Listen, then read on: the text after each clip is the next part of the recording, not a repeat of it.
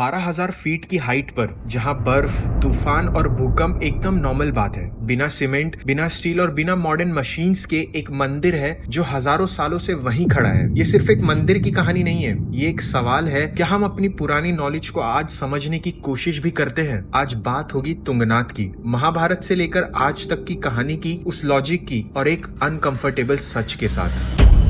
इस वीडियो के एंड तक आप समझेंगे तुंगनाथ का महाभारत से क्या संबंध है, 12,000 फीट पर यह स्ट्रक्चर आखिर सरवाइव कैसे करता है, क्या ये सिर्फ भक्ति का रिजल्ट है या प्लानिंग का, और सबसे इंपॉर्टेंट, हम आज कौन सी गलती बार बार रिपीट कर रहे हैं। ये वीडियो आपको कन्विंस करने के लिए बिल्कुल नहीं है, बस सोचने के लिए है।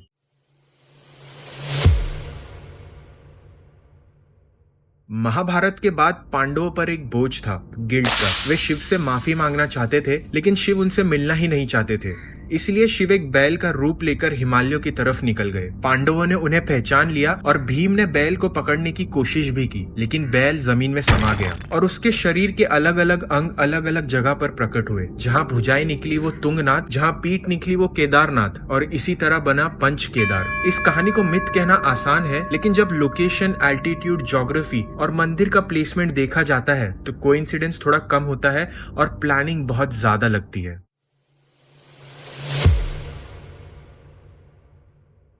अब असली सवाल ये है कि 12,000 फीट पर यह मंदिर आखिर खड़ा कैसे है। तुंगनाथ के पत्थर सीमेंट से नहीं बल्कि एक दूसरे से इंटरलॉक है, प्रेशर और ग्रेविटी बाइंडिंग मटेरियल की तरह काम करते हैं। भूकंप के टाइम ये स्ट्रक्चर झटका रेजिस्ट नहीं करता, बल्कि उसे बिल्कुल अब्सॉर्ब कर लेता है। छोटा गर्भगृह, कम ऊंचाई और मोटी दीवारें तेज हवाओं को तोड़ देती हैं, बल्कि उनसे लड़ती नहीं। ये सब रैंडम नहीं है, ये एक सोचा समझा डिजाइन लगता है।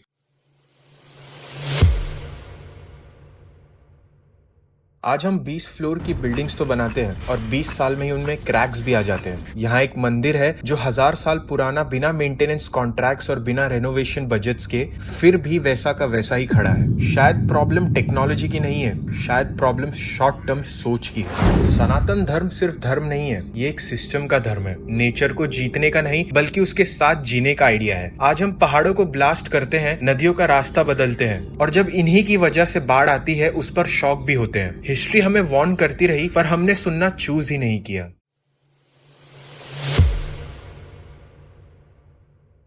अगर हमने पास्ट को सीरियसली लिया होता तो शायद हर साल डिजास्टर हेडलाइंस एकदम नॉर्मल होती। तुंगनाथ एक रिमाइंडर है, प्रोग्रेस का मतलब रूट्स तोड़ना नहीं होता। अगर आपको लगता है ऐसे टॉपिक शोर के बिना डिस्कस होने चाहिए तो चैनल को सपोर्ट करना एक ऑप्शन है। 12,000 फीट पर खड़ा ये मंदिर हमसे कुछ नहीं मांगता, बस एक सवाल छोड़ जाता है, हम सच में आगे बढ़ रहे हैं या सिर्फ तेज भाग रहे हैं? Keep thinking.